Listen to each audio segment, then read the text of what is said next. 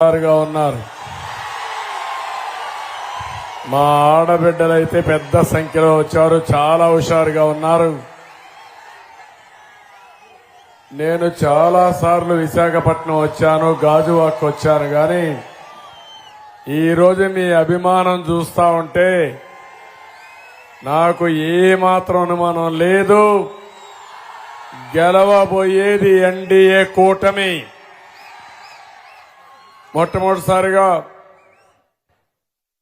Parliament అభ్యర్థి, Telugu Desam party అభ్యర్థి, కూటమి బలపరుస్తున్న అభ్యర్థి భరత్ గారు, మీ అందరి అభిమాన నాయకుడు పల్లా శ్రీనివాసరావు గారు ఏదైనా పట్టుకుంటే పట్టు వదలని విక్రమార్కుడుగా పోరాడుతున్నటువంటి పల్లా శ్రీనివాస్ గారు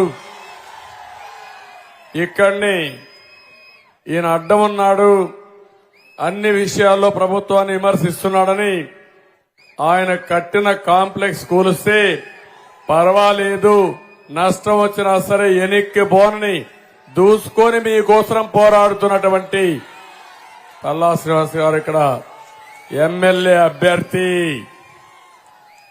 ఆయన వంతు మీకోసం పోరాడాడు. ఇప్పుడు మీ వంతు వచ్చింది.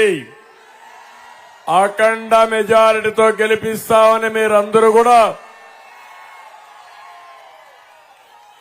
గట్టిగా చప్పట్లు కొట్టి మరొక్కసారి అభినందించాలి. అదే మరిగా ఇక్కడ నాకు ప్రాణ సమానమైన తెలుగుదేశం పార్టీ కుటుంబ సభ్యులందరికీ ఎన్ని ఇబ్బందులు పెట్టినా శుక్రవారం ప్రొక్లైన్ రెడీగా ఉన్నా మీ ఇల్లు కూల్చేయడానికి, నా ఇల్లు పోయినా రోడ్డు మీద ఉంటా, నా షాపును కూల్చినా పర్వాలేదు, ప్రజాస్వామ్య పరిరక్షణ ఉద్యమంగా చేసుకుని 5 ఏళ్లు రాజీ లేని పోరాటం చేసిన నా ప్రాణ సమానమైన కుటుంబ సభ్యులందరికీ, భరత్ కూడా ఇంత మునిపే చెప్పాడు, కడాన ఒక బ్రహ్మాండమైన ఇన్స్టిట్యూషన్ అది గీతం యూనివర్సిటీ. రాష్ట్రంలోని ప్రతి ఒక్కరూ మెచ్చుకున్న యూనివర్సిటీ. ఇక్కడ చదువుకొని దేశ విదేశాల్లో ఉద్యోగాలు చేస్తున్నారు. అలాంటి యూనివర్సిటీలో బిల్డింగ్లు కొట్టేసిన దుర్మార్గుడు ఈ జగన్మోహన్ రెడ్డి అని చెప్పి నేను మీకు తెలియజేస్తున్నా. అదే మరి ఇక్కడ జన సైనికులను చూస్తున్నా ఎంతో ఉత్సాహంగా ఉన్నారు. జనసేనాని కూడా పవన్ కళ్యాణ్ గారు అయితే ఎప్పుడూ రాష్ట్రం అని ఆలోచించే వ్యక్తి, రాష్ట్ర భవిష్యత్తు కోసం పోరాడే వ్యక్తి పవన్ కళ్యాణ్ గారు. అందరికంటే ముందు బయట వచ్చాడు, ఒకే మాట చెప్పాడు, ప్రభుత్వ వ్యతిరేక ఓటు చీలడానికి వీలు లేదు, ఈ రాష్ట్రాన్ని వైసీపీ విముక్త రాష్ట్రంగా తయారు చేయడం చాలా అవసరమని చెప్పిన నాయకుడు, బాధ్యతతో ప్రవర్తించిన నాయకుడు పవన్ కళ్యాణ్ గారని చెప్పి నేను మీకు తెలియజేస్తున్నా. ఆ పార్టీ ప్రతినిధి అయిన కోన తాతారావు గారు, ఇక్కడున్న జన సైనికులను చూస్తున్నా నేను. జన సైనికులు చాలా ఉత్సాహంగా ఉన్నారు. అలాంటి జన సైనికులందరినీ మరొక్కసారి అభినందిస్తున్నా. ఇంకొక పక్క బీజేపీ, ఇక్కడే నరసింహరావు గారు ఉన్నారు, ముందరంతా బీజేపీ కార్యకర్తలు నాయకులున్నారు. ఈ దేశాన్ని ప్రపంచ పటంలో గుర్తింపు తెచ్చిన నాయకుడు నరేంద్ర మోడీ గారని చెప్పి నేను మీకు తెలియజేస్తున్నా. అంతేకాదు 2047కి ఒక విజన్ తయారు చేసి ప్రపంచంలో అగ్రస్థానంలో భారతదేశాన్ని పెట్టాలని, భారతీయులంటే ప్రపంచంలో ఏంటో చాటి చెప్పిన ఏకైక నాయకుడు నరేంద్ర మోడీ గారు. ఆయన తరపున బీజేపీ నాయకులు కార్యకర్తలు ఇక్కడున్నారు. మేమందరం ఒకటి అయ్యామంటే ఇక్కడుండే ప్రజానీకం మీరు ఆలోచించాలి. ఒక కూటమిగా మీ దగ్గరకు వచ్చాం. మా ఆలోచన ఒకటి, ప్రజలు గెలవాలి, రాష్ట్రం నిలబడాలి. దీనికి మేమందరం కూడా ఒకటై మీ దగ్గరకు వచ్చాం. మావి 3 జెండాలు, కానీ అజెండా ఒకటే. ఆ అజెండా సంక్షేమం, అభివృద్ధి, ప్రజాస్వామ్య పరిరక్షణ ధ్యేయంగా మేము మీ ముందరకు వచ్చామని చెప్పి కూడా నేను మీకు తెలియజేస్తున్నా.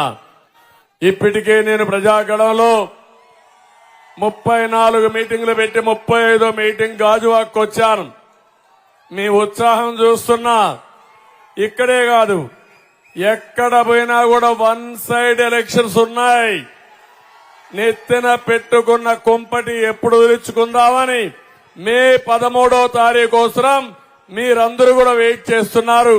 ఒకటే హామీ ఇస్తున్నా, రాబోయేది ఎన్డీఏ ప్రభుత్వమే. ఈ రాష్ట్రంలో జగన్మోహన్ రెడ్డి ఇంటికి మీ భవిష్యత్తు మాత్రం ఉజ్వల భవిష్యత్తుగా తయారు చేసే బాధ్యత మాది.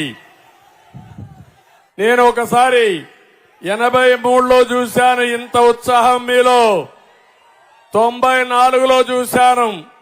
ఈ రోజు 2024లో అంతటి ఉత్సాహం చూస్తున్నా. ప్రభుత్వం పైన కూడా అంత వ్యతిరేకత చూస్తున్నా. నేను ఒకటే మీ అందరినీ కోరుతున్నాను. ఈరోజు ఉత్తరాంధ్రను చూస్తే నాకు చాలా అభిమానం. మంచి వాళ్ళుండే ప్రాంతం ఈ ఉత్తరాంధ్ర, అవునా కాదా అని మిమ్మల్ని అడుగుతున్నా. నేను ఎక్కువ సమైక్య ఆంధ్రప్రదేశ్ లో ముఖ్యమంత్రిగా విశాఖపట్నాన్ని ఒక ఆర్థిక రాజధానిగా తయారు చేయాలని, ఒక ఇండస్ట్రియల్ హబ్ గా తయారు చేయాలని, ఈ ప్రాంతంలో పెద్ద ఎత్తున పరిశ్రమలు రావాలని, ఇది అనుకూలమైన ప్రదేశాన్ని ముందుకు పోయాం. నేను అందుకే ఉదుహుదు వచ్చినప్పుడు మీరు చూశారు. ఉదుహుదు వస్తే అందరికంటే ముందు వచ్చిన వ్యక్తిని నేనే ఇక్కడికి, అవునా కాదా ఒక్కసారి గుర్తు చేసుకోండి. ఉద్దువుది ఎంత తీవ్రంగా వచ్చిందో అంత తొందరగా నేను ఇక్కడికి వచ్చా. వస్తే చూసి వెళ్లిపోలేదు. నేను ఇక్కడే మకాం పెట్టాను. 10 రోజులు ఇక్కడే ఉన్నా, బస్సులోనే ఉన్నా. మళ్ళా విశాఖపట్నాన్ని పూర్తిగా పునర్నిర్మాణం చేసిన తర్వాత, మీరందరూ మామూలు స్థాయికి వచ్చిన తర్వాత ఇక్కడి నుంచి వదిలిపెట్టిపోయారు. అది నాకు మీ మీద ఉండే ప్రేమ, అభిమానం అని చెప్పి మరొకసారి విజ్ఞప్తి చేస్తున్నా. ఆ ప్రేమ 2019లో రాష్ట్రంలో తెలుగుదేశం పార్టీ ఓడిపోయినా విశాఖపట్నంలో తెలుగుదేశం పార్టీ గెలిచింది, గెలిపించారు మీరు. ఈ రోజు నేను చూస్తున్నాను, నాకు అనుమానమే లేదు, విశాఖపట్నంలో ఒక పార్లమెంటు 7 అసెంబ్లీలు మనమే గెలుస్తున్నామని చెప్పి నేను మీకు తెలియజేస్తున్నా. నేను ఆ రోజు ఒక ధ్యేయం పెట్టుకున్నాను. విశాఖపట్నం ఉదుహుదు కంటే ముందు, విశాఖపట్నం ఉదుహు తర్వాత అనే ధ్యేయం పెట్టుకొని అభివృద్ధి చేశా. ఐటీ కంపెనీలు తీసుకొచ్చాను, పరిశ్రమలు తీసుకొచ్చాను. ఇంకో పక్క మీరు చూస్తే ఎక్కడికక్కడ ఏ సదస్సు పెట్టినా విశాఖపట్నంలో పెట్టారు. ఇవన్నీ అభివృద్ధి చేశా. ఈ రోజు నేను అడుగుతున్నా, ఇక్కడ మీరు చూస్తే ఒక టూరిజం హబ్ గా, ఒక ఐటీ హబ్ గా, ఒక పరిశ్రమల కేంద్రంగా అనేక కార్యక్రమాలు చేసి, ఇప్పుడే భరత్ గారు చెప్పినప్పుడు మెడ్టెక్ జోన్ ఇక్కడనే పెట్టాను. 200 ఎకరాలు ఇచ్చాను. కనీసం 10,000, 15,000 మంది అక్కడ పనిచేసే పరిస్థితికి వచ్చారు. ఏదైనా సరే మెడికల్ ఎక్విప్మెంట్ మొత్తం మ్యానుఫ్యాక్చర్ చేయడానికి దేశంలోనే మొట్టమొదటిసారిగా మెడ్టెక్ పార్క్ తీసుకొచ్చాం. అది బ్రహ్మాండంగా రాణిస్తా ఉంది. అలాంటి కార్యక్రమాలు చేసి ఇక్కడ ఏదైతే ఐఐఎం తీసుకొచ్చాం, కొన్ని యూనివర్సిటీ తీసుకొచ్చాం, పెద్ద ఎత్తున ఇవన్నీ అభివృద్ధి చేశామని చెప్పి కూడా నేను మీకు తెలియజేస్తున్నా. నేను ఈ రోజు మిమ్మల్ని అందరినీ ఒకటే కోరుతున్నా, ఒకప్పుడు పరిశ్రమల కేంద్రంగా విశాఖపట్నాన్ని చేశాం. ఏం తమ్ముళ్ళు, ఇప్పుడు విశాఖపట్నం గంజాయి కేంద్రంగా తయారు చేసే పరిస్థితికి వచ్చారు, అవునా కాదా అని అడుగుతున్నాను. మొన్ననే మీరు చూశారు, విశాఖపట్నం పోర్టు ద్వారా 25,000 కేజీల డ్రగ్స్ ఇంపోర్ట్ చేస్తా ఉంటే పట్టుబడ్డారు. నేను అడుగుతున్నా, ప్రభుత్వ సహకారం లేకపోతే ఎవరికైనా ధైర్యం ఉంటుందా అని మిమ్మల్ని అడుగుతున్నా. ఎవరన్నా చేయగలుగుతాడా అని మిమ్మల్ని అడుగుతున్నా. ఈ రాష్ట్ర ప్రభుత్వం దీంట్లో దోషం అవునా కాదా అని మిమ్మల్ని అడుగుతున్నా. ఒక చిన్న ఉదాహరణ చెప్తున్నా మా ఆడబిడ్డలందరికీ, మా తమ్ముళ్ళకి కూడా, కుటుంబ పెద్దలందరికీ. మొన్న మా సెక్యూరిటీ సిబ్బంది ఒక అతను వచ్చి నాకు చెప్పాడు, ఒక స్టోరీ ఒకటి చెప్పాడు. ఇది వాస్తవంగా జరిగిన కథ. ఇది విజయవాడలో కుటుంబం, చిన్న కుటుంబం, చేనేత, మనం ఏదైతే సెలూన్ పెట్టుకొని బతుకుతున్నాడో ఒక వెనుకబడిన వర్గాల వ్యక్తి, భార్య ప్రైవేట్ కంపెనీలో పనిచేస్తుంది. ఇద్దరు కలిసి 25-30 వేల రూపాయలు డబ్బులు సంపాదిస్తారు. సంపాదించే క్రమంలో వాళ్ళకు ఒకే అబ్బాయి 8వ తరగతి చదువుతున్నాడు. ముగ్గురు ఆనందంగా ఉన్నారు. కానీ ఆ కాలనీలో కొంతమంది గంజాయి తెచ్చారు. ఈ అబ్బాయికి కూడా అలవాటు చేశారు. గంజాయికి బానిస అయిపోయాడు. కొన్ని రోజుల తర్వాత ఇంట్లోనే డబ్బులు తీసుకోవడం మొదలుపెట్టాడు. ఎవరి డబ్బులు తీసుకుని అడిగితే ఆ అబ్బాయి సమాధానం చెప్పలేదు. కానీ మొత్తం ఎన్క్వైరీ చేస్తే ఆ అబ్బాయి గంజాయికి అలవాటు పడ్డారని తల్లిదండ్రులు గుర్తించారు. ఏం చేయాలో చూశారు. అప్పటికే చేయి దాటిపోయింది. ఆ అబ్బాయిని తీసుకుని హైదరాబాద్ లో నేరుగా తీసుకుని ఒక హాస్పిటల్లో పెట్టి, ఏదైతే గంజాయికి అలవాటు పడినప్పుడు మనం ఒక పని చేస్తాం, డి అడిక్షన్ సెంటర్ లో చేరుస్తాం. అక్కడ చేర్చారు. కొన్ని రోజులు ఉన్నాడు. 5 లక్షలు ఖర్చు పెట్టారు. కానీ తగ్గలా, మళ్ళా ఇంటికి తీసుకొచ్చారు. ఎన్ని ప్రయత్నం చేసినా వీలు కాలేదు. ఈ అబ్బాయికి అలవాటు అయిపోయి బయట పోయి కొంతమంది పోతా ఉంటే వాళ్ళ దగ్గర దౌర్జన్యం చేసి డబ్బులు లాక్కొని ఒకరు పట్టుకుంటే పోలీస్ కేసు పెడితే ఆ అబ్బాయి ఇప్పుడు జైల్లో ఉన్నాడు. ఒక్క విషయం మీరు ఆలోచించుకోండి. అదే ఈ ముఖ్యమంత్రి తొలి రోజు ఈ రాష్ట్రంలో గంజాయి ఉందన్నప్పుడు సమీక్ష చేసి నివారణ చేసుంటే ఆ తల్లికి తండ్రికి ఆ బాధ వచ్చేదా? చదువుకునే అబ్బాయి ఈ పరిస్థితికి వచ్చేవాడా అని మిమ్మల్ని అడుగుతున్నా. నేను అందుకే ఇక్కడనే మిమ్మల్ని అందరినీ కోరుతున్నా. నేను గంజాయి ఉందని చెప్పాను, డ్రగ్స్ ఉన్నాయని చెప్పాను, ఇవి నివారించమని పోరాడాను. పోరాడితే మా ఆఫీసు పైన దాడి చేశారు. జ్ఞాపకం ఉందా మీకని అడుగుతున్నా. అమరావతిలో నేను 2 రోజులు నిరవధిక నిరాహార దీక్ష చేసి సమస్యను హైలైట్ చేసి ఢిల్లీకి వెళ్లి మెమరాండం కూడా ఇచ్చి నేషనల్ లెవెల్లో జాతీయ స్థాయిలో పెట్టారు. మీకు జ్ఞాపకం ఉన్నాయా ఇవన్నీ అడుగుతున్నా. నా కోసం చేశాను గంజాయి వద్దని. అదే నేను ముఖ్యమంత్రిగా ఉంటే ఈ రాష్ట్రంలో ఎవడైనా ఈ పని చేస్తే అదే చివరి రోజు అవునా కాదా అని మిమ్మల్ని అడుగుతున్నా. అది ప్రభుత్వం అంటే.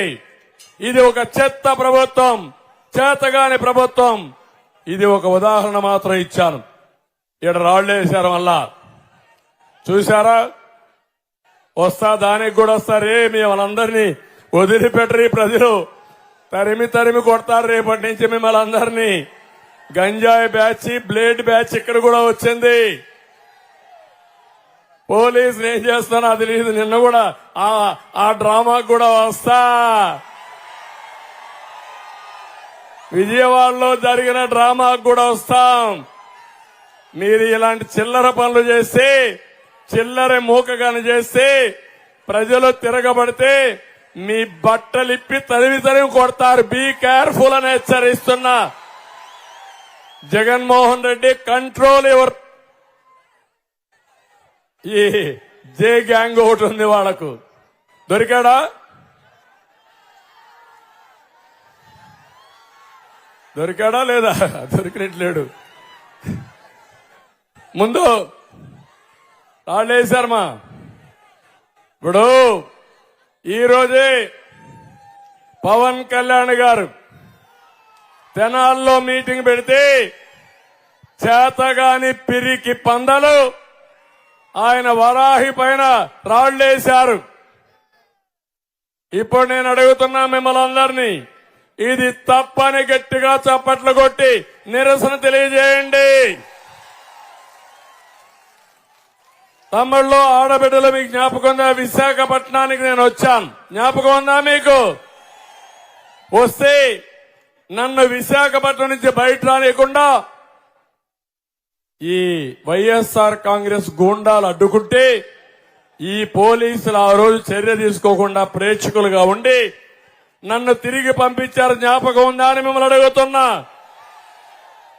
నేను అమరావతిలో నేను రైతులకు సంఘీభావంగా నేను వెళితే నా మీద వైఎస్ఆర్ కాంగ్రెస్ రౌడీలు చెప్పులు రాళ్లు అదే మరి కర్రలతో దాడి చేశారు. ఆ రోజు డీజీపీ సమాధానం చెప్పాడు. ఏమన్నాడంటే ఈ రోజు వ్యతిరేకత ఉంది, చంద్రబాబు నాయుడు అంటే ప్రజాస్వామ్యంలో ప్రొటెస్ట్ చేయొచ్చు, రాళ్లతో దాడి చేయొచ్చు, కాబట్టి నేను సమర్థిస్తున్నాను సిగ్గు లేకుండా డీజీపీ చెప్పాడు. జ్ఞాపకం ఉందా అని అడుగుతున్నా. మా ఇంటికి ఒక ఎమ్మెల్యేగా ఉన్న వ్యక్తి రాళ్లు కర్రలు తీసుకొని వస్తే నేను నివారిస్తే మన మీద కేసులు పెట్టి ఆయన నా అపాయింట్మెంట్కి వచ్చారని చెప్పారు. ఇవన్నీ నేను ఎక్కడ పోయినా నా మీద రాళ్లు వేశారు, అవునా కాదా అని అడుగుతున్నా మిమ్మల్ని. రాళ్ల దాడి చేశారు. నేను ఒకే మాట చెప్పాను, క్లేమోర్ మైన్సే నా పైన వేస్తే లెక్క పెట్టుకొని నేను మీ రాళ్లకు భయపడతానా అని చెప్పాను. నిన్న జరిగింది. నేను అడుగుతున్నా, ఇంతమంది పోలీసులున్నారు, ఏదైతే జగన్మోహన్ రెడ్డి గారు వచ్చారు, రోడ్డు మీద తిరుగుతా ఉంటే కరెంట్ ఆఫ్ అయిందంట. ఓకే, ఎవరు ఫెయిల్యూర్? నా గవర్నమెంట్. ఇప్పుడు ఎవరి గవర్నమెంట్? ఎవరిది బాధ్యత? ఎవరిది బాధ్యత? ముఖ్యమంత్రి పైన రాళ్లు వేస్తే నీకు సిగ్గు లేదా ముఖ్యమంత్రిని అడుగుతున్నా నేను. నువ్వే కదా ముఖ్యమంత్రి, నేను కాదు కదా.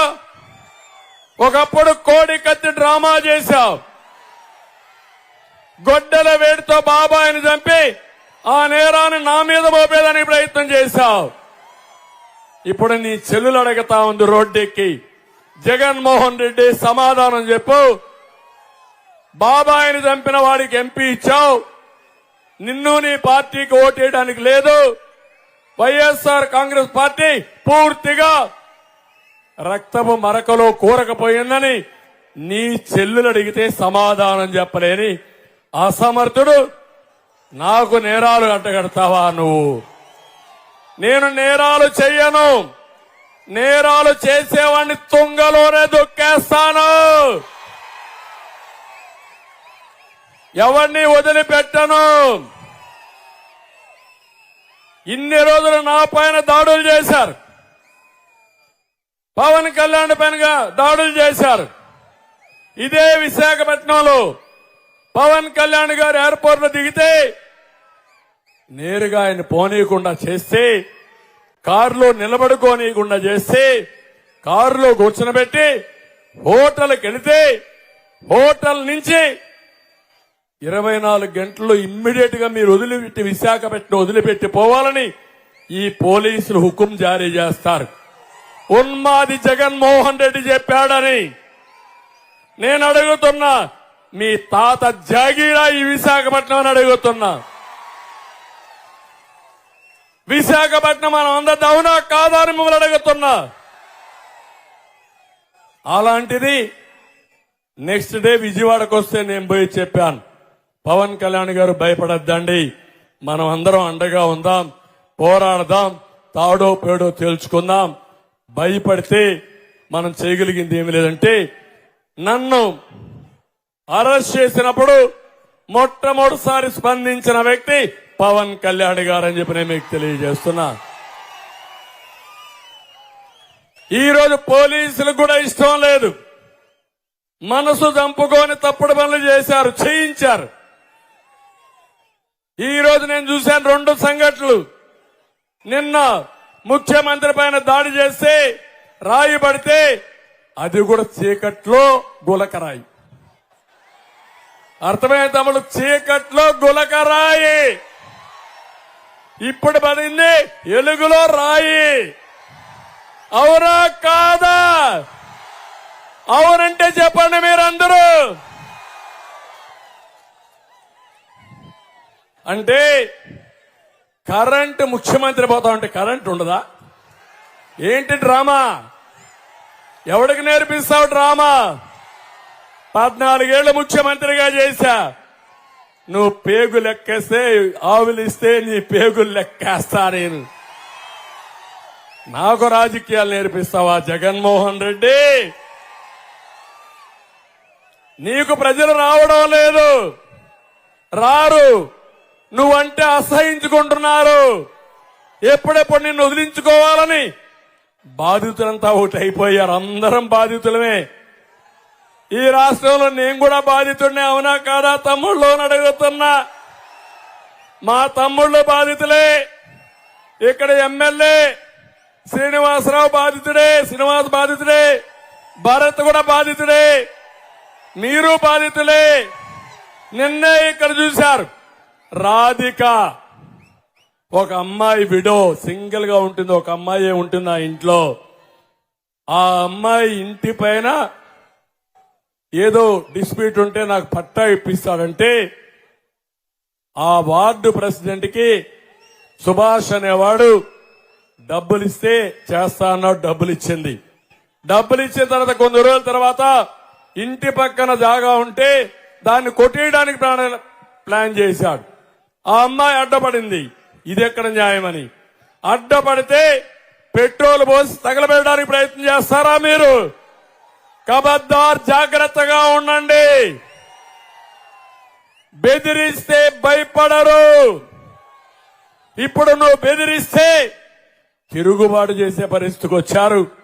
వినకపోతే తిరిగి తిరిగి తరిమి తరిమి మిమ్మల్ని చేసే పరిస్థితిలో ప్రజలు వచ్చేసారు. అవునా కాదా అని అడుగుతున్నా. ఈ రాష్ట్రాన్ని కాపాడుకోవాలా లేదా? మీరు కాపాడుతారా లేదా? ఇది నా ఒక్కడి బాధ్యత అని అడుగుతున్నా. పవన్ కళ్యాణ్ గారు ఒక్కరి బాధ్యత అని అడుగుతున్నా. బీజేపీ ఒక పార్టీ బాధ్యత అని అడుగుతున్నా. మేము అందుకే చెప్పాం, ప్రజలు గెలవాలి, రాష్ట్రం నిలబడాలి, ఉన్మాది నుంచి రాష్ట్రాన్ని కాపాడుకోవాలి, ఈ పిల్లల భవిష్యత్తును కాపాడాలి. 13 లక్షల కోట్ల రూపాయలు అప్పు చేశాడు. బటన్ నొక్కానంటాడు. ఏమి నొక్కావు నీ బటను? నేను అడుగుతున్నా మిమ్మల్ని అందరినీ, తమ్ముళ్ళు ఒక్కసారి చూడండి. 5 ఏళ్లుగా తాడేపల్లి ప్యాలెస్ వదిలిపెట్టి వచ్చాడా ఈ ముఖ్యమంత్రి? విశాఖపట్నం వస్తే అన్ని కాలేజీలు, స్కూల్స్ అన్ని హాలిడే. అవునా కాదా? దారిలో చెట్లన్నీ నరికేయాలి, బలవంతంగా అందరూ రావాలి. రాకపోతే పెన్షన్ కట్టు, రేషన్ కట్టు. ఇప్పుడు నీ పవర్ కట్ చేయడానికి ప్రజలందరూ కూడా సిద్ధంగా ఉన్నారు. ఇంకో పక్క నేను అడుగుతున్నా మిమ్మల్ని, ఈ భస్మాసురుడు జగన్మోహన్ రెడ్డి మీరు నమ్మారు, ఓటేశారు, మీ నెత్తినే చేయబెట్టాడు ఈ భస్మాసురుడు. మీకు ఓటుంది, వజ్రాయుధం ఉపయోగించండి. రేపు రాబోయే 13వ తారీఖున మేలో భస్మాసుర హోద జరగాలి. సిద్ధమా అని నేను మిమ్మల్ని అడుగుతున్నా. ఏం తమ్ముళ్ళు, మీ ఆదాయం పెరిగిందా? ఏమమ్మా మీ ఆదాయం పెరిగిందా? ఖర్చులు పెరిగాయా లేదా? నేను అడుగుతున్న పెట్రోల్ డీజిల్ ధరలు పెరిగాయా? దేశంలోనే ఎక్కువగా ఉన్నాయా లేదా? పెట్రోల్ డీజిల్ పెరిగితే నిత్యావసర వస్తువుల ధరలు పెరుగుతాయా లేదా? పెరిగాయా లేదా? పప్పు పెరిగిందా లేదా? బియ్యం ధరలు పెరిగాయా లేదా? అన్ని పెరిగాయా లేదా? ఇంకొక పక్క విశాఖపట్నంలో ఆస్తి పన్ను సంవత్సరం 15% పెంచేస్తున్నారు. అవునా కాదా అని మిమ్మల్ని అడుగుతున్నా. మొన్న కూడా పెంచారా లేదని మిమ్మల్ని అడుగుతున్నా. నేనున్నప్పుడు కరెంటు ఛార్జీలు పెరిగాయా? పెంచానా? కొరత ఉంటే కరెంటు ఫుల్ గా ఇచ్చానా లేదా? కరెంటు పవర్ కట్స్ ఎప్పుడన్నా ఉన్నాయా నా పీరియడ్ లో? ఇప్పుడు నిన్న ముఖ్యమంత్రి పోతామంటే పవర్ కట్టు. అందుకే నేను అడుగుతున్నా మిమ్మల్ని అందరినీ, నేనున్నప్పుడు 20 రూపాయలు 200 రూపాయలు కరెంట్ వస్తే ఇప్పుడు ఎంత పే చేస్తున్నారా? 1000 రూపాయలు. అవునా కాదా? 5 రెట్లు పెరిగింది. అవునా కాదా? ఇది అసమర్థ అవునా లేదా? అవినీతి ఉందా లేదా? అలాంటి వాళ్ళని క్షమించాలనా మనం? అది అడిగితే మన మీద దాడి అని అడుగుతున్నా మిమ్మల్ని. ప్రజలకు జవాబుదారితనం లేదా ఈ ముఖ్యమంత్రికి?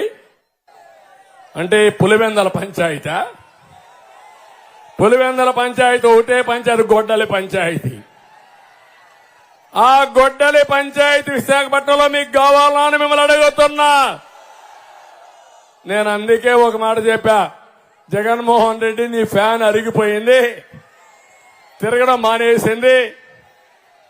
ఇప్పుడు ఆ ఫ్యాన్ ని ఈసారి ఎన్నికల్లో ముక్కలు ముక్కలుగా చించేస్తారు. మా వాళ్ళందరూ ఇరగొడేస్తారు, ఎత్తపోయి డస్ట్బిన్ లో బారేస్తారు. నువ్వు ఒక పని చేయి, గొడ్డలు తెచ్చుకో, నీ సింబల్ గొడ్డలుగా మార్చుకో, అప్పుడు నీ ఓట్లు వేస్తారని చెప్పి భయపడతారా అని మిమ్మల్ని అడుగుతున్నా. ఆ రోజులు అయిపోయినాయి. తమిళ్ళు ఎన్నికల ముందేం చెప్పాడు మీ అందరికి జ్ఞాపకం ఉందా? ఇంటింటికి వచ్చాడు లేదా పాదయాత్రలో? ఆ రోజు నేను పాదయాత్రగా అలో చేయకపోతే ఏమయ్యా తిరిగేవాడా ఈ ముఖ్యమంత్రి? తమ్ముళ్ళు ఎంఆర్పీఎస్ గుర్తించడమా మళ్ళా పెడదురు, వెనకాన కనపడాలి, ముందు వెనకాన కనపడి మళ్ళా ఇద్దాం, జెండాలు ఇద్దాం, మీ విషయం కూడా నేను మాట్లాడదాం. అందరూ ఎంఆర్పీఎస్ గుర్తించాలి, జెండాలు చుట్టూ పెట్టుకోవాలి. ఈ రోజు మీరు చూస్తే ఎన్నికల ముందొచ్చి నెత్తిన చెయ్యి పెట్టి నిమిరి బుగ్గలని చేతులతో రుద్ది ముద్దులు పెట్టి ఇప్పుడు పిడిగుద్దులే గుద్దులు. 5 ఏళ్లుగా అతని దెబ్బలకు తట్టుకోలేక ఆత్మహత్యలు చేసుకున్నారు. చాలా మంది బాధపడిపోయే పరిస్థితికి వచ్చారు. నేను అడుగుతున్నా, ఈరోజు ఏ వెనుకబడిన వర్గాలన్నా ఈయన పాలనలో బాగుపడ్డారా తమ్ముళ్ళు అని అడుగుతున్నా. తెలుగుదేశం పార్టీ బడుగు బలహీన వర్గాల పార్టీ, ప్రత్యేకంగా వెనుకబడిన వర్గాలకు అండగా ఉంటాం. బీసీ డిక్లరేషన్ ఇచ్చాం. జై హో బీసీ, తెలుగుదేశం పార్టీ విధానం. ప్రతి ఒక్క బీసీని బాగు చేస్తాం. సంవత్సరానికి 30,000 పెడతాం. 5 ఏళ్లలో 1,50,000 కోట్ల రూపాయలు పెట్టి మా బీసీల్ని బాగు చేసే బాధ్యత ఈ కూటమి తీసుకుంటుందని మీ అందరికీ హామీ ఇస్తున్నా. 50 సంవత్సరాలకి పింఛనిచ్చే ఏర్పాటు చేస్తాం. సంవత్సరానికి 500,000 కోట్లు పెట్టి 5 ఏళ్లలో 5,000 కోట్లు పెట్టి ఆదరణ కింద ఆధునిక పనిముట్లు ఇప్పిస్తాం. కార్పొరేషన్ డబ్బులు ఇస్తాం. మళ్లీ పూర్వ వైభవం మా వెనుకబడిన వర్గాలకు తీసుకొచ్చే బాధ్యత మాది. స్థానిక సంస్థల్లో 34% రిజర్వేషన్లు పెట్టిస్తాను కూడా మీకు తెలియజేస్తున్నా. తమిళ్ళు ఇసుకలో దోపిడీ జరుగుతా ఉందా లేదా అని అడుగుతున్నా.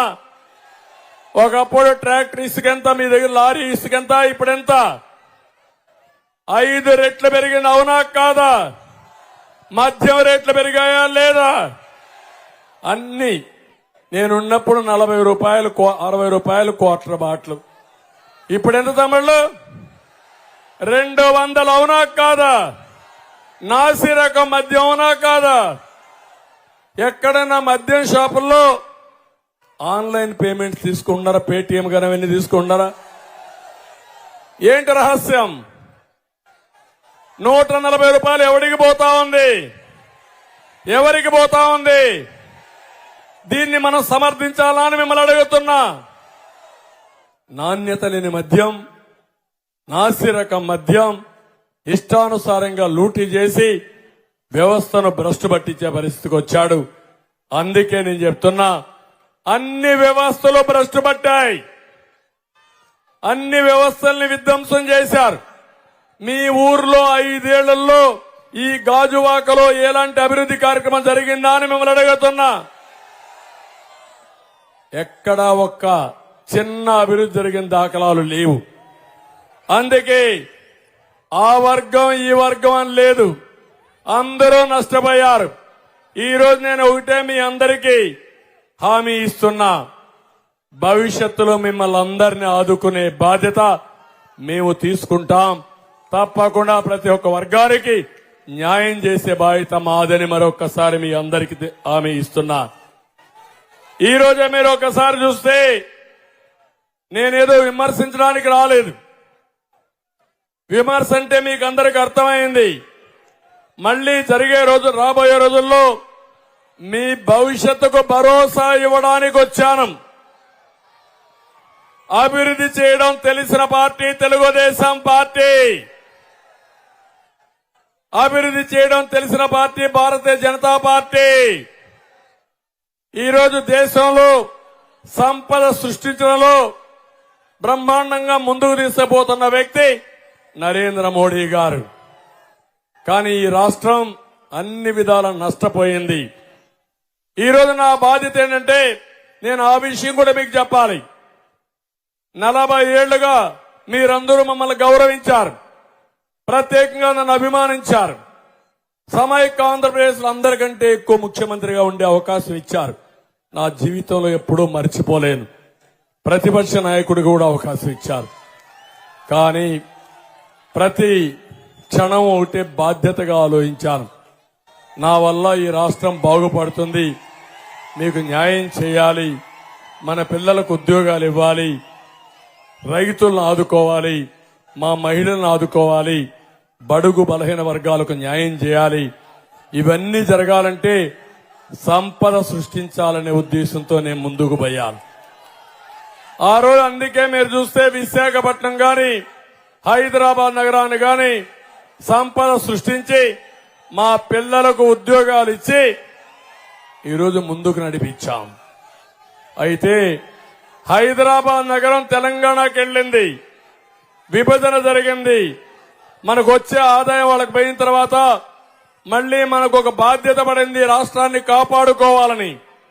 అందుకే నేను అమరావతిని ప్రారంభించాను, పోలవరం ప్రారంభించాను, నదుల అనుసంధానంతో ముందుకు పోయాను, 16 లక్షల కోట్ల రూపాయలు పెట్టుబడులు తీసుకొచ్చాను. 2029కి దేశంలోనే నెంబర్ 1 రాష్ట్రంగా తయారు చేసి నరేంద్ర మోడీ గారు దేశాన్ని అభివృద్ధి చేసి నేను ఈ రాష్ట్రాన్ని అభివృద్ధి చేసి తెలుగు జాతి రుణం తీర్చుకోవాలని నేను ముందుకు పోయాను. కానీ దుర్మార్గుడు వచ్చాడు, ప్రజావేదిక కూల్చివేతతో ప్రారంభించాడు, విధ్వంసంతో ముందుకు పోయాడు, మాట్లాడితే ప్రొక్లైన్లు పంపించాడు, ఇంకా ఎక్కువ మాట్లాడితే జైల్లో పెట్టాడు, ఎక్కడికక్కడ వేధించాడు. నాలాంటి 14 సంవత్సరాలు ముఖ్యమంత్రిగా ఉన్న వ్యక్తి నా మీదనే ఇన్ని కేసులు పెట్టాడంటే ఇప్పుడు ఎలక్షన్ కమిషన్ కోసం నామినేషన్ వేయడానికి నేను డీజీపీకి ఒక లెటర్ పెట్టాను. నేను ఎప్పుడు నా జీవితంలో డీజీపీకి లెటర్ పెట్టలా. నా మీద ఎన్ని కేసులున్నాయి ఇవ్వయ్యా, ఇస్తే నేను అఫిడవిట్ లో పెట్టాలా, పెట్టకపోతే నా నామినేషన్ రిజెక్ట్ అవుతుంది. కాబట్టి ఇమ్మని అడిగారంటే ఏ పోలీస్ స్టేషన్ లో ఎన్ని కేసులున్నాయో నాకే తెలియదు నా మీద. అర్థమైన తమిళ్లో ఇప్పుడు ఇక్కడికి వచ్చాను, నా మీద ఒక కేసు పెట్టేస్తారు. ఇప్పుడు చెప్పరు, ఒక నెల తర్వాత 2 నెలల తర్వాత మెల్లిగా ఒక నోటీసు పంపిస్తారు, అట్లనే పెట్టి కేసు ఉంటుంది. అంటే ఇది అన్యాయం అవునా కాదని అడుగుతున్నా. ఎవరైనా తప్పు చేస్తే తప్పు చేసిన వ్యక్తికి నోటీసు ఇవ్వాలా లేదా, తర్వాతనే కేసు పెట్టాలా లేదా, ఎలాంటి సమాచారం ఇవ్వకుండా కేసులు పెట్టడం దుర్మార్గం అవునా కాదా? నాలాంటి వాటిపైన కేసులు పెడితే మీరు ఒక లెక్క తమ్ముళ్ళు, మీరు ఒక లెక్క అని అడుగుతున్నా. నాలాంటి వాడే తట్టుకోలేకపోతే మీరు తట్టుకుంటారా అని నేను అడుగుతున్నా. నేను మీకోసం పోరాడితే నేను జగన్మోహన్ రెడ్డికి విరోధిని అంటే నేను కూడా కాడి పడేసి 40 ఏళ్లు ఆదరించిన మిమ్మల్ని వదిలిపెట్టి నేను కూడా దంకోవాలా, పారిపోవాలా? పారిపోమంటారని అడుగుతున్నా. అదే నిలబడ్డా, అదే నిలదొక్కున్నా, మళ్లీ ఒక ప్రతిజ్ఞ చేసుకున్నా, ఒకే మాట అనుకున్నా, ఒకే సంకల్పం. 40 ఏళ్లు నన్ను గౌరవించారు, తిరిగి రాష్ట్రాన్ని ఘాటిలో పెట్టి మళ్లీ అన్ని రాష్ట్రాలతో సమానంగా చేసి తెలుగువాడు చొక్కా ఎత్తి తిరిగేట్టుగా చేయాలనేదే, కాలర్ ఎగరేసుకొని తిరగాలనేది నా ఆలోచన. అందుకే ధైర్యంగా ముందుకు వచ్చా. ఎన్ని ఇబ్బందులు పెట్టా ముందుకు పోయా. నిన్న మీరు చూడండి, సంఘటన జరిగింది. బుద్ధి జ్ఞానం ఉంటే ఏం చేయాలి? అందరం కండెమ్ చేశాం. నేను కండెమ్ చేశాను. నేను నేరుగా ప్రోగ్రాం చూసుకొని హైదరాబాద్ పోతే ఎయిర్పోర్ట్కి వస్తాను నాకు సమాచారం చేస్తే మా వాళ్ళని అడిగి ముందు సంఘటన మీద కండెమ్ చేద్దాం, తర్వాత మాట్లాడదామన్నాను. నేను కండెమ్ చేశాను, ప్రధానమంత్రి కండెమ్ చేశారు. మేము రాజకీయాలు ఆలోచించలేదు. సంఘటన పట్ల అందరం కూడా స్పందించాలనుకున్నాం. కానీ ఈ ముఖ్యమంత్రి అర్ధగంట 15 నిమిషాల్లో అక్కడనే నా ప్లే కార్డ్స్ తీసుకొని నన్ను నరకాసురుడని లేదంటే ఇంకొకటని ప్లే కార్డ్స్ పెట్టి నేనే దోషని, నేనే ఏపిచ్చానని ఇష్టానుసారంగా మాట్లాడే పరిస్థితికి వచ్చాడు. నిన్న సాయంత్రం నుంచి చూశాను, ప్రతి ఒక్క పేటీఎం బ్యాచ్ కుక్కలు ఉంటాయి, కొన్ని పేటీఎం కుక్కలు మొరగతానే ఉంటాయి. ఇవి ఏం మొరగతారో కూడా తెలియదు కుక్కలకి. ఇష్టానుసారంగా నేనే కారణం అంట. నీ మీద రాళ్లు వేయించాల్సిన ఏది గులకరా వేయించాలా నీ మీద? నేను నీ పోలీసులయ్యా, నీ కరెంటు డిపార్ట్మెంట్, నీకు సిగ్గు లేకపోతే నువ్వు ముఖ్యమంత్రిగా రాజీనామా చేయి. 1 గంటలో ఎట్లు ఇవ్వాలని అడ్మినిస్ట్రేషన్ ఇచ్చే సత్తా నాకుంది. చేసి చూపించిన ట్రాక్ రికార్డ్ నాకుంది. నీ బాబాయి నువ్వే చంపి నా మీద నేరోపణ చేసి ప్రజల సానుభూతి తెచ్చుకోవాలని దుర్మార్గుడు నువ్వు. తర్వాత నీ చెల్లెల్ని కేసులు పెట్టి వేధించిన దుర్మార్గుడు నువ్వు. కోడికత్తి డ్రామా ఆడి కోడికత్తో నేను ఉపయోగించానంటే నేను పొడవడానికి. అంటే ఏం మాట్లాడతావు? ఇప్పుడు ఎవడో గులకరాయి వేస్తే నేనే ఇప్పించాను గులకరాయి. ఆ గులకరాయి వేశాను కాబట్టి నా మీద రాళ్లు వేస్తావా నువ్వు? బాంబులేస్తేనే భయపడలా నేను, ఈ రాళ్లకేం భయపడతాను నేను? తప్పుడు పనులు చేయొద్దండి. పవన్ కళ్యాణ్ పైన రాళ్లు వేస్తాను, నా పైన రాళ్లు వేస్తాను, ప్రధానమంత్రి వస్తే మైక్ కట్ చేస్తాను. మేం భయపడిపోతాను అనుకుండా నేను అడుగుతున్నా ఒక మాట. ప్రధానమంత్రి వచ్చాడు, మైకులు పెట్టాం, పని చేయలేదు. నేను అప్పీల్ చేశాను, ప్రధానమంత్రి గారు అప్పీల్ చేశారు, మైక్ లేదు చూడమన్నారు. కొంతమంది టవర్లు ఎక్కితే ప్రధానమంత్రి సాక్షాత్తు అప్పీల్ చేశాడు, దిగండి దిగండి మీ ప్రాణం ముఖ్యమని. పోలీసులకు బాధ్యత లేదని నేను అడుగుతున్నా. నేను అప్పీల్ చేసినప్పుడు పోలీసులు వెళ్ళండి, ఒక దారం పట్టుకోండి, వాళ్ళందరినీ ఎన్నిక పంపేయండి, కంట్రోల్ అవుతుందని చెప్తే ఒక్కరు కూడా యాక్ట్ చేయాల. అంటే మా మైకులు ఫెయిల్ అయిపోవాలా, ప్రధానమంత్రి కూడా మాట్లాడకూడదనే దురుద్దేశంతో మీరు చేశారు. ఆ రోజు ఎందుకు మీరు ఆఫీసర్ల పైన చర్యలు తీసుకోలేదని నేను అడుగుతున్నా, సమాధానం చెప్పమంటున్నా. నిన్న కరెంట్ ఆఫ్ చేసిన వాళ్ళ పైన, ముఖ్యమంత్రి పైన, గులకరాయి వేసిన వాళ్ళ పైన ఎందుకు యాక్షన్ తీసుకోలేదు? ఎవడేశాడు ఇది? చెప్పాలి కదా మీరు. 24 గంటలైంది, డిపార్ట్మెంట్ ఏం చేశారని నేను అడుగుతున్నా, ఎక్కడున్నారని నేను అడుగుతున్నా. సిఎస్ కు బాధ్యత లేదా? డీజీపీకి బాధ్యత లేదా? ఇంటెలిజెన్స్ కు బాధ్యత లేదా? నా మీద దాడి చేపిస్తూ పైశాచిక ఆనందాన్ని పొందుతారా? ఒక ఎంపీని అరెస్ట్ చేసి పోలీస్ లాకప్లో పెట్టి ఇష్టానుసారంగా కొట్టి ఆ వీడియో చూస్తావా ముఖ్యమంత్రి? నువ్వు ఆనందపడతావా? నువ్వు ఇప్పుడు నీ మీద గులకరాయి వేస్తే పెద్ద కొంపలు కూలిపి నువ్వు మాట్లాడతావా? నేను దీన్ని కూడా అభినందించను.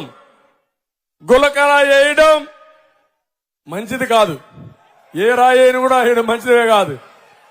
కానీ ప్రజలకు కోపం వచ్చినప్పుడు ఒకటే, రేపు ఎన్నికలు వస్తాయి, ఈవీఎం దగ్గరికి వెళ్ళండి, మీకు జరిగిన అన్యాయం గుర్తు చేసుకోండి, 30 రోజులు చర్చ చేయండి, చిత్తుగా వైసీపీని ఓడించి ఫ్యాన్ ని ముక్కలు చేసి డస్ట్బిన్ లో పారేయండి. పట్టిన శని విరగడైపోతుంది. ఇది నా కోసరం కాదు, నేను చాలా ఏళ్ళు రాజకీయాల్లో ఉన్నా. మళ్ళా అయితే ముఖ్యమంత్రి అవుతాను, అంతే కదా. నా కోసరమా ఇది? మా 3 పార్టీల కోసరమా? కాదు, 5 కోట్ల ప్రజల కోసరం అడుగుతున్నా. మిమ్మల్ని అందరినీ ప్రాధేయపడుతున్నా. వాస్తవాలు చూడండి. అంటే ఇది ఏంటి? పోలీసు వ్యవస్థ ఎందుకుంది? ఎవరు తప్పు చేసిన శిక్షించిన పోలీసు వ్యవస్థనా, లేకుంటే దాడులు చేస్తే చూస్తూ ఉండడానికి పోలీసు వ్యవస్థ అని అడుగుతున్నా. అందుకే తమ్ముళ్ళు, ఇప్పటికైనా మీకు అర్థమైందా వీళ్ళు చేసే రౌడీజాన్ని ప్రతిఘటిద్దామా వద్దా? నిలదొక్కుందామా వద్దా? లాస్ట్ లో ఉండాలి చెప్పండి. ప్రతిఘటిస్తాం, నిలదొక్కుంటాం, బుద్ధి చెప్తామని గట్టిగా చప్పట్లు కొట్టి వ్యతిరేకించండి. ఇవి చేసుకుందాం. మళ్లీ హామీ ఇస్తున్నా, మీ రుణం తీర్చుకోవాలి. నన్ను ఇన్నేళ్లు ఆదరించారు. అందుకే ఈరోజు 14 సంవత్సరాల్లో ముఖ్యమంత్రిగా ఎట్లయితే పనిచేశారో నాలో కసి రగిలిపోతా ఉంది, పట్టుదల పెరిగిపోతా ఉంది. 14 ఏళ్లలో చేసిన అభివృద్ధి 5 సంవత్సరాల్లో చేసి మీ రుణం తీర్చుకుంటా. అది నా ఒక పట్టుదల. అందుకే మేమందరం ముగ్గురం, నేను గాని, బీజేపీ గాని, పవన్ కళ్యాణ్ గాని ఒకే మాట. ఆ మాట, ఈ రాష్ట్రాన్ని కాపాడుకోవడానికి ముందుకు పోతున్నాం, సమిష్టిగా ముందుకు పోతున్నాం. ఒకరు ముందు ఒకరు వెనక లేదు, ఒకరు గొప్ప ఒకరు తక్కువ కాదు. ముగ్గురం త్యాగాలు చేశాం, ముగ్గురు మీకోసం ఉన్నాం, నిలబడతాం, మిమ్మల్ని నిలబెడతామని మరొక్కసారి మీ అందరికీ హామీ ఇస్తున్నా. అందుకని ఈ రోజే కేంద్రంలో కూడా ఎన్నికల మేనిఫెస్టో అనౌన్స్ చేశారు. 5 ఏళ్లలో ఏం చేస్తామని చెప్పారు. మనం కూడా ఇప్పటికే సూపర్ 6 ఇచ్చాం. నేను ఒకటే చెప్తున్నాను మీ అందరికీ, సంపద సృష్టిస్తాం, ఆదాయాన్ని పెంచుతాం, యువతకు ఉద్యోగాలు కల్పిస్తాం, ప్రతి ఒక్కరికి స్కిల్ డెవలప్మెంట్ చేస్తాం. మీ ఆదాయాన్ని పెంచి మీ ఖర్చులు తగ్గించి మీకు మెరుగైన జీవన ప్రమాణాలు ఇచ్చే బాధ్యత మాదని మీ అందరికీ హామీ ఇస్తున్నా. సంపద పెరిగినప్పుడు, ఆదాయం పెరిగినప్పుడు ఆ ఆదాయం తిరిగి పేదవాళ్ళకి ఇచ్చే బాధ్యత మాదని మరొక్కసారి మీ అందరికీ హామీ ఇస్తున్నా. అందుకే ఆడబిడ్డ నిధి. ఈరోజు బీజేపీ నారీ శక్తి అనే కార్యక్రమం కింద మహిళలకు ఒక కార్యక్రమం తీసుకొచ్చారు. ఆడబిడ్డ నిధి 18 సంవత్సరాలు పైబడిన ప్రతి ఒక్కరికి నెలకు 1500, ఇద్దరుంటే 3000, ముగ్గురుంటే 4500, నలుగురుంటే 6000 కూడా మీ అకౌంట్లో వేసే బాధ్యత మాదని ఆడబిడ్డలందరికీ హామీ ఇస్తున్నా. ఈరోజు నా ఆలోచన ఒకటి, ప్రధానమంత్రి నరేంద్ర మోడీ గారు కూడా నారీ శక్తి అనే కార్యక్రమం తీసుకొచ్చారు. డాక్రా సంఘాలు పెట్టారు. నేను ఎప్పుడో సమైక్య ఆంధ్రప్రదేశ్ లో 95లోనే డాక్రా సంఘాలు అభివృద్ధి చేసిన వ్యక్తిని. మీకు అందరికీ జ్ఞాపకం ఉంటుంది. మహిళలకి డాక్రా, పట్టణ ప్రాంతాల్లో డాక్వా సంఘాలను కూడా అభివృద్ధి చేశాం. ఆ తర్వాత మీరు చూస్తే ఆడబిడ్డలు కష్టపడుతున్నారని దీపం కింద వంట గ్యాస్ ఇచ్చిన పార్టీ తెలుగుదేశం పార్టీ. ఇంకో పక్క విశాఖపట్నంలో కొన్ని వేల పట్టాలు ఇవ్వకుండా పెండింగ్ పెడితే మీకు ₹1 కూడా అవినీతి లేకుండా మీటింగ్ పెట్టి పసుపు కుంకుమ ఇచ్చి మా ఆడబిడ్డల పేరుతో ఇంటి పట్టాలు ఇచ్చిన పార్టీ తెలుగుదేశం పార్టీ. ఒకసారి గుర్తు తెచ్చుకోవాలి. ఇంకో పక్క ఆత్మ గౌరవం కింద మరుగుదొడ్లు కట్టించిన పార్టీ తెలుగుదేశం పార్టీ. ఆస్తిలో సమాన హక్కు ఇచ్చిన party Telugu Desam party. TIDCO houses కట్టి ప్రధానమంత్రి గారు ఇచ్చిన ఇండ్లు 12 లక్షల ఇండ్లు ఈ రాష్ట్రంలో ప్రారంభించిన పార్టీ తెలుగుదేశం పార్టీ. ఇప్పుడు ఒకటే హామీ ఇస్తున్నా, ఈ విశాఖపట్నంలో ఏ ఒక్కరికి ఇల్లు లేదనకుండా కేంద్ర సహకారం తీసుకుని టిట్కో ఇళ్లు గాని, ఇండివిజువల్ గా ఇండ్లు గాని మీకు కట్టించే బాధ్యత మాదని మీ అందరికీ హామీ ఇస్తున్నా. ఇంకో పక్క ఇప్పుడు ఇచ్చిన 1 సెంటు భూమి కూడా నేను రద్దు చేయను. కట్టిన ఇండ్లు పూర్తి కాకపోతే పూర్తి చేపిస్తాం. అదనంగా 2 సెంట్ల భూమి ఇస్తాం. అందరికి ఇండ్లు కట్టిస్తాం. ఏ పేదవాడు ఇల్లు లేదనకుండా ఇండ్లు కట్టిస్తాం. ఇంకొక పక్కన తల్లికి వందనం కింద మీ పిల్లలు ఎంతమంది ఉంటే అంతమందికి 15,000 ఇస్తా. ఒకరుంటే 15,000, ఇద్దరుంటే 30,000, ముగ్గురుంటే 45,000, నలుగురుంటే 60,000 కూడా ఇచ్చి మీ రుణం తీర్చుకుంటాం. జనాభా స్టెబిలైజ్ కావాలి. పిల్లలే మన ఆస్తి.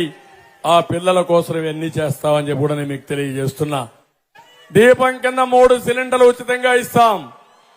ఉచిత ప్రయాణ సౌకర్యం ఏర్పాటు చేస్తాం. కేంద్రం కూడా ఆలోచిస్తా ఉంది. మహిళల్ని లక్షాధికారులు చేయాలని కేంద్రం ఒక కార్యక్రమం తీసుకున్నారు. దాన్ని ఉపయోగించుకుంటాం. మన రాష్ట్రంలో ఎక్కువ మంది మహిళలపైన శ్రద్ధ పెట్టి మిమ్మల్ని డబ్బులు సంపాదించే మార్గం, లక్షాధికారులుగా చేసే మార్గం మేము చూపిస్తామని మరొక్కసారి మీ అందరికీ హామీ ఇస్తున్నా. ఇక్కడుండి పిల్లలందరికీ ఒకటి హామీ ఇస్తున్నా. 20 లక్షల ఉద్యోగాలు క్రియేట్ చేస్తాం. నేను మిలీనియం టవర్ కట్టాను, ఇక్కడ జ్ఞాపకం ఉందా మీకు? ఐటీ కంపెనీలు తెచ్చాను, జ్ఞాపకం ఉందా మీకు? అన్ని పోయినాయి. మళ్లీ ఇక్కడ ఇండస్ట్రీస్ కి ప్రాధాన్యత ఇస్తాను. చదువుకున్న పిల్లలకు ఉద్యోగాలు ఇప్పిస్తాను. మీకు అందరికీ ఒకటి హామీ ఇస్తున్నా. వర్క్ ఫ్రం హోమ్ తీసుకొస్తా విశాఖపట్నంలో. వస్తా. అది చేస్తూనే ఇక్కడ మీ అందరిని కోరేది, ఇక్కడ విశాఖపట్నం స్టీల్ ప్లాంట్ కూడా ఆంధ్రప్రదేశ్ రాష్ట్రం అందరూ కూడా ఆలోచించేది విశాఖ ఉక్కు ఆంధ్రుల హక్కు అని పోరాడిన నినాదం ఇప్పుడు కూడా జ్ఞాపకం ఉంది. నేను ఆ విషయంలో మీరు ఒక్కసారి చూస్తే ఇక్కడ విశాఖపట్నంలో కార్మికులు స్ట్రైక్ చేస్తా ఉంటే నేను వచ్చి ముఖ్యమంత్రికి ఒక మాట చెప్పాను. అదృష్టమో దురదృష్టం, నువ్వు ఒక ముఖ్యమంత్రికి తగలబడ్డావు, నువ్వు లీడ్ చేయి, నీ వెనక నేను వస్తా, ఢిల్లీకి పోదాం, మన సెంటిమెంట్ చెప్దాం, కేంద్రాన్ని అడుక్కుందాం, దీన్ని ప్రైవేటైజ్ చేయకుండా కాపాడుకుందామని నేను ఆ రోజు పిలిపిస్తే వచ్చాడా ముఖ్యమంత్రి? ఇప్పుడు ఓటడిగి హక్కుందా ముఖ్యమంత్రికి? నేను 14 సంవత్సరాలు ముఖ్యమంత్రిగా పనిచేసి సుదీర్ఘ రాజకీయ అనుభవం ఉండి ఒకప్పుడు వాజ్పేయి గారు ప్రధానమంత్రిగా ఉంటే ప్రైవేటైజ్ చేస్తానంటే ఆయన్ని మెప్పించి ఒప్పించి డబ్బులు ఇప్పించి ప్రైవేటైజ్ చేయకుండా కాపాడింది నేనే ఆ రోజు. అవునా కాదా? అలాంటిది నేను స్వచ్ఛందంగా వచ్చి ముఖ్యమంత్రి చెప్తే నువ్వేం ఆకాశాన్ని చూడిపడ్డావా? ఏమనుకుంటున్నా నువ్వు? మీ నాన్న కంటే ముందు నేను ముఖ్యమంత్రిని. అమాతను ఇంగిత జ్ఞానం లేకుండా, గౌరవం లేకుండా ఇష్టానుసారంగా బిహేవ్ చేస్తున్నాడు. అందుకే నేను చెప్తున్నా, ఇక్కడ భరత్ గారిని గెలిపించండి ఎంపీగా, పల్లా శ్రీనివాసన్ గెలిపించండి. విశాఖ స్టీల్ ప్లాంట్ కోసం మేము అన్ని విధాల ప్రయత్నం చేసి కేంద్రాన్ని మెప్పించి దీన్ని ప్రైవేటైజ్ చేయకుండా చూసే బాధ్యత మేము తీసుకుంటామని మీ అందరికీ హామీ ఇస్తున్నా. ఇది కాకుండా ఈరోజు పేదవాళ్ళందరికీ కూడా పింఛన్ ఇస్తాం. 4,000 రూపాయలు పింఛన్ పెంచాను. మామూలుగా అయితే అధికారం వచ్చిన తర్వాత ఇస్తాం. శవ రాజకీయాలు చేశాడు ఈ ముఖ్యమంత్రి. అందుకే సవాలు విసిరా. పేదవాళ్లపైన ఎవరి ప్రేమ ఉందో తేల్చేద్దాం. నేను ముఖ్యమంత్రి అయిన వెంటనే ఏప్రిల్ నుంచి పేదవాళ్లకు పింఛన్లు 4,000 ఇస్తానని సవాలు విసిరా. నోరు మూసేశాడు. తర్వాత ఏం మాట్లాడడం లేదు. అంత మునుపు శవ రాజకీయాలు చేశాడు. జూన్ 4వ తారీఖు రిజల్ట్స్ వస్తాయి. జూలై నెలలో ఈ 3 నెలలు కూడా బకాయిలన్నీ ఇచ్చి ఒకేసారి 7,000 నుంచి బకాయిలు మొత్తం ఇచ్చే బాధ్యత నాదని మీ అందరికీ హామీ ఇస్తున్నా. ఇంకో పక్క వాలంటీర్లు ఉన్నారు, వాళ్ళని పురుగొల్పారు ఉద్యోగాలు రాజీనామా చేయమని. నేను ఒక మాస్టర్ జోల్ట్ ఒకటి ఇచ్చా, 5,000 రూపాయలు 10,000 రూపాయలు చేస్తా. అంతేకాదు మీరు బానిసలుగా ఉండడానికి అవసరం లేదు. ఇది చేయడమే కాకుండా మీరు చదువుకున్నారు, చదువుకున్న వాళ్ళకి స్కిల్ డెవలప్మెంట్ చేసి 10,000 సంపాదించే వాళ్ళు లక్షల రూపాయలు సంపాదించే మార్గం నేను చూపిస్తానని హామీ ఇచ్చా. అది నా విధానం. జగన్మోహన్ రెడ్డి విధానం బానిసలుగా పెట్టి జీవితాంతం ఉడిగం చేపించుకోని అతని విధానం. నేరాలు చేపించి ఘోరాలు చేపించి ఆయన ఎంగిలి మెతుకలతో మనం పడి ఉండాలని అతని కోరిక. నా కోరిక అది కాదు. మీరందరూ బాగుండాలి, ఆనందంగా ఉండాలి, మీరు మీ కుటుంబం ఆత్మ గౌరవంతో బతకాలి. అదే నా ఆలోచన. దానికోసం నేను పనిచేస్తానని మీ అందరికీ హామీ ఇస్తున్నా. ఇక్కడే ఎంఆర్పీఎస్ కూడా ఉన్నారు, గట్టిగా పోరాడుతున్నారు. ఈ 3 పార్టీలతో సమానంగా ధీటుగా ఎంఆర్పీఎస్ ఎన్నికల్లో పనిచేస్తున్నారు.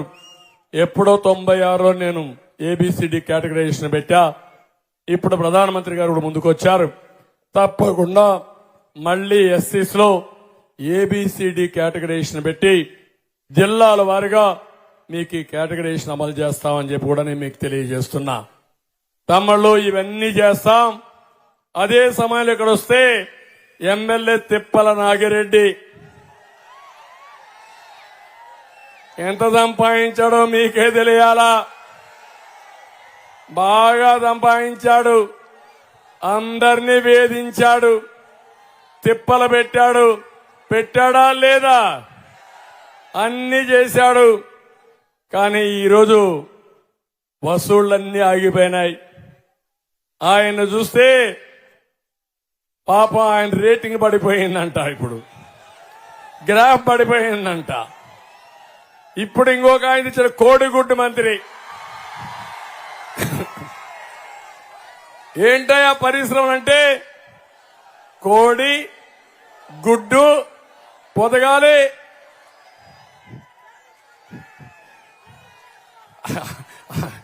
మీరేం చేయాలి? ఆ కోడి గుడ్డుని ఆమ్లెట్ వేసి ఎక్కడికక్కడ ప్రజలకు పనిచేయండి. అంటే ఎక్కడ పుట్టాడో నాకు తెలుసు ఆ వ్యక్తి. ఒక కార్పొరేటర్ గా నా దగ్గర పెరిగి,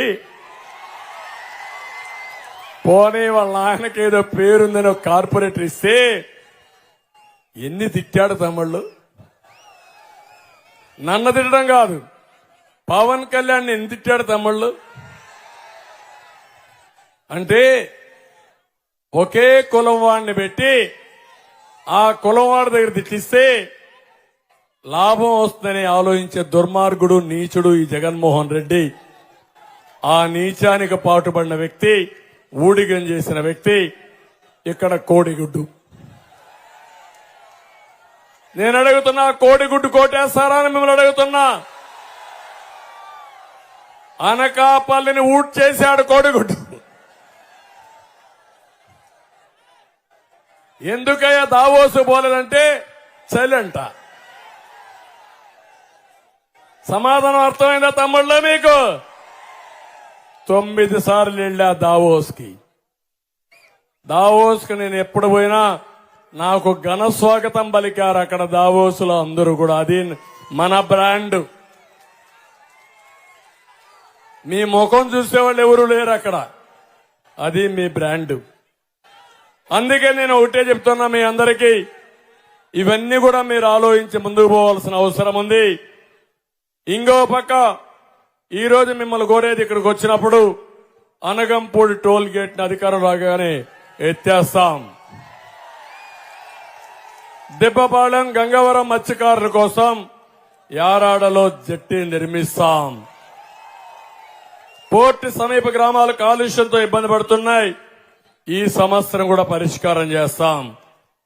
డాక్రా మహిళలు తయారు చేసే వస్తువుల్ని అమ్మడానికి డాక్రా బజారు ఏర్పాటు చేస్తాం. ఇంకా మీ వృత్తిని పెంచుతాం, నైపుణ్యాన్ని పెంచుతాం. అన్ని విధాలా ఆదుకుంటాం. ఉడా కాలనీలో క్రీడా కాంప్లెక్స్ అభివృద్ధి చేయాలన్నారు, అది కూడా చేస్తాం. నాకు అన్నిటికంటే గాజువాక్ అంటే నాకు ఒక ప్రత్యేకమైన అభిమానం. తెలుగుదేశం పార్టీకి పటిష్టమైన నాయకత్వం ఉండే ప్రాంతం మా కార్యకర్తలైతే చాలా ఎఫెక్టివ్ కార్యకర్తలు నాయకులు ఇక్కడ ఉన్నారు. ఇప్పుడు జన సైనికులు కూడా యాడ్ అయ్యారు. బీజేపీ కూడా వచ్చి అందరం కలిశాం. ముగ్గురు కలిసిన తర్వాత ఇంక ఈ నియోజకవర్గంలో తిరిగే లేదు. ఆ విషయం మీరు గుర్తుపెట్టుకోండి. అయితే ఒక్క విషయం మిమ్మల్ని అందరినీ కోరుతున్నా, గెలిచిపోతామని 3 పార్టీ నాయకులు ఇంట్లో కూర్చోవడం కరెక్ట్ కాదు. ఈరోజు గెలవడం అవసరం, అత్యంత మెజార్టీతో గెలవడం అవసరం. 3 పార్టీ నాయకులకి కార్యకర్తలకు విజ్ఞప్తి చేస్తున్నాం.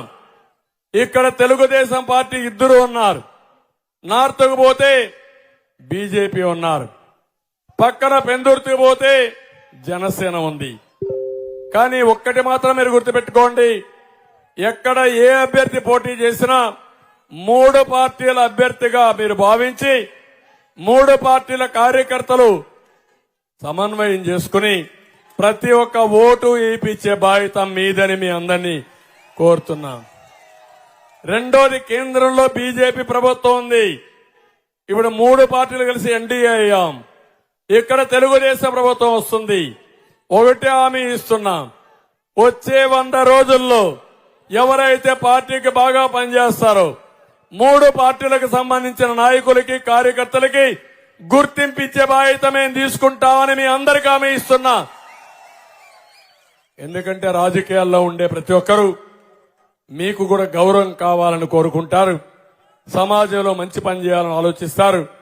దానికి కావలసిన హోదా గాని, నామినేటెడ్ పోస్టులు గాని, ఇంకా అనేకమైన మీరు కోరుకుంటారు. తప్పకుండా అవి చేయడం, అభివృద్ధి కూడా మీ ద్వారా చేయడం మేము బాధ్యతగా తీసుకుంటామని మరొక్కసారి మీ అందరికీ హామీ ఇస్తున్నా. ఇప్పుడు నేను అడుగుతున్నా మిమ్మల్ని, తమ్ముళ్ళు సిద్ధమా అని మిమ్మల్ని అడుగుతున్నా.